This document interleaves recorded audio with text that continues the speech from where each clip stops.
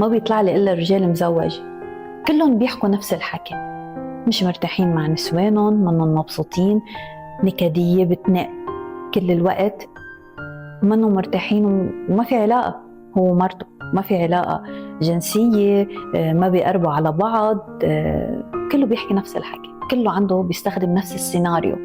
نحن من زمان مثل الأخوة أنا ومرتي وقاعدين بالبيت بس كرمال هالولاد، بيجي بقول له طب طلق وعيش حياتك وكون مع البنت اللي انت بدك اياها. بيقول لي ايه عم طلق؟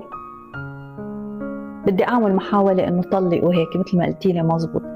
هيدا الوقت اللي انا بكون معه فيه بيكون هو عم بيقول لي انه هو عم بيطلق، بيطلع كذاب، ما عم بيطلق، بده يضل مع مرته، وبيطلع بحب مرته، وبيطلع في كل شيء بينه وبين مرته، في علاقه وفي كل شيء، يعني حتى بيعرض علي يصرف علي ويعطيني اللي بدي اياه ويريحني ويتركني شغل بس انه انا اكون كل وقت له ومعه.